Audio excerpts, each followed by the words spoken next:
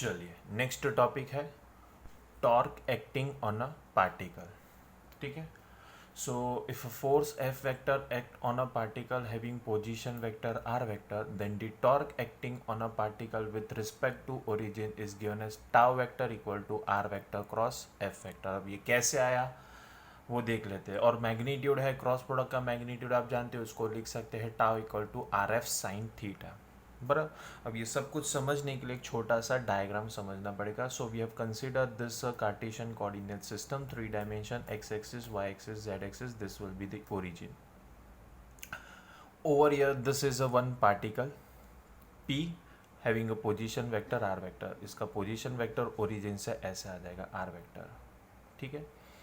अब इस point p पर इस पर्टिकुलर डायरेक्शन में फोर्स एक्ट हो रहा है. ये ऐसा फोर्स एक्ट हो रहा है. तो ये जो पेन है मेरा, उसे हम कहेंगे line of action of force. Line of action of force. तो ये फोर्स और ये पोजीशन के बीच में एंगल थीटा. बट ये थीटा गलत बन गया क्योंकि this is the angle with respect to head. और हमने सीखा था हेड से कोई एंगल होता नहीं है. एंगल तो हमेशा टेल टू टेल होता है. ठीक है. तो हम क्या करेंगे, इसको थोड़ा सा आगे पुश करेंगे आर वेक्टर को. जो ये आर वेक्टर इधर है ना, उसको थोड़ा सा पीछे से धक्का मार के हम इधर लेके आएंगे. तो देखिए ये आर वेक्टर आ गया, ये एफ वेक्टर आ गया. तो दोनों के टेल टू टेल कितना एंगल हो गया, थीटा. ठीक है. तो अब आप देखिए ये एंगल थीटा है, ये भी एंगल थीटा है. तो ये आर वेक्टर उसका एंगल से कंपोनेंट लोगे तो ये साइड कॉस हो जाएगा और कॉस को परपेंडिकुलर साइन हो जाएगा. तो आप देखिए लाइन ऑफ एक्शन का ओरिजिन से परपेंडिकुलर डिस्टेंस क्या बन गया, आर साइन थीटा. क्या बन गया, आर साइन थीटा. ये पता चला आपको. ठीक है. So magnitude of torque is given as a product of magnitude of force and perpendicular distance of line of action of force from origin. ठीक है. सो टॉर्क का मैग्नीट्यूड क्या होगा, टॉर्क का मैग्नीट्यूड होता है प्रोडक्ट. किसका प्रोडक्ट, फोर्स का magnitude and that perpendicular distance of line of action of force from origin. And this torque is also known as moment of force with respect to origin. moment of force यानी force को perpendicular distance से multiply करना. सो torque is tau, magnitude of torque is tau, magnitude of force is F and perpendicular distance of line of action of force from origin यानी वो तो कौन था diagram में, देखिए आर साइन थीटा. तो ये आर साइन थीटा हो गया. तो tau is F into R sine theta. अब रीअरेंजमेंट करो तो tau can be written as R F sine theta. So tau vector equals to R vector cross F vector. ये हमने डिराइव कर लिया. और टॉर्क का डायरेक्शन कैसे मिलेगा, टॉर्क का डायरेक्शन होगा, ये क्रॉस प्रोडक्ट है ना, तो that will be perpendicular to the plane form by R vector cross F vector. तो देख लीजिए आर वेक्टर ये डायरेक्शन में है, एफ वेक्टर ये है. पहले वेक्टर को दूसरे वेक्टर की डायरेक्शन में घुमाइए तो कौन से डायरेक्शन में जाना पड़ेगा मुझे, एंटी क्लॉकवाइज. और अगर एंटी क्लॉकवाइज में घुमाऊंगा तो ये जो फोर्स का टॉर्क का डायरेक्शन है that will B radially outward. ये पेन है ना डॉट, वैसे आउटवर्ड आएगा. ठीक है. The direction will be outward. Clear all of you. फिर आप देखिए तो टॉर्क का ऐसा यूनिट क्या हो जाएगा, तो that will be newton into metres. ऐसा यूनिट हो जाएगा newton into metre. CGS unit हो जाएगा dyne into centimetre and dimension formula हो जाएगा m1L2T-2. चलिए फिर नेक्स्ट टाइटल दे रहे हैं, that is torque acting on system of particles. Torque acting on system of particles. So in a system of n particles, if tau 1 vector, tau 2 vector, tau 3 vector up to tau n vector are the torque acting on different particles, then the total torque acting on system of particle is बड़ा tau vector.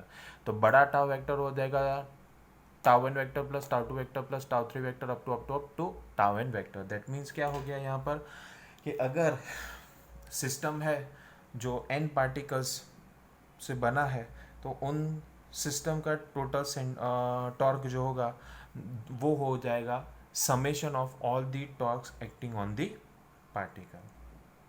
ठीक है, समझ में आ गया. अब कुछ additional information की बात है वो समझ लेते हैं. टॉर्क कैसा क्वांटिटी है, तो torque is a vector quantity. Torque कैसा क्वांटिटी है, तो it is a vector quantity. बराबर. जबकि इसका डी एफ आप देखिए तो डी एफ है m1L2T-2. ये यूनिट डी एफ आपने देखा सा लगा होगा.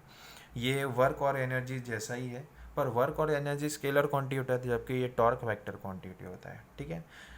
फिर just as force is a cause of linear motion, similarly torque is the cause of rotational motion. जो रोल फोर्स लीनियर मोशन में प्ले करता है वही रोल टॉर्क रोटेशनल मोशन में प्ले करता है। It is also called moment of force और force couple. Torque का नाम मोमेंट ऑफ फोर्स भी है या तो फोर्स कपल भी है। ठीक है, ये समझ में आ गया आपको? यस। तो क्वेश्चन ये है कि टॉर्क जीरो कब हो सकता है। तो आप देखिए ना, टॉर्क 3 फैक्टर पर डिपेंड करता है, पोजीशन, फोर्स और एंगल, बराबर। तो पोजीशन वेक्टर जीरो होगा तो टॉर्क जीरो हो जाएगा, बराबर। फोर्स जीरो होगा तो टॉर्क जीरो हो सकता है, और एंगल मतलब ये आर वेक्टर और एफ वेक्टर पैरेलल या एंटी पैरेलल हो जाएंगे तो फिर बॉडी जो है वो सिर्फ लीनियर मोशन में जाएगा, रोटेशनल मोशन वो नहीं आएगा। रोटेशनल मोशन नहीं आएगा तो फिर टॉर्क एक्ट ही नहीं करेगा। ठीक है, समझ में आ गया आपको? तो ये था टॉर्क। What is torque? तो torque is nothing but product of force into the perpendicular distance of line of action of force from the origin, और वो मैंने आपको डायग्राम से भी बता दिया। क्लियर है? यस।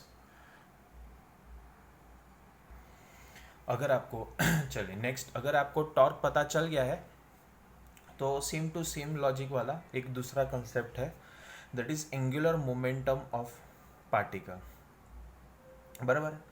डायग्राम भी सेम टू सेम है।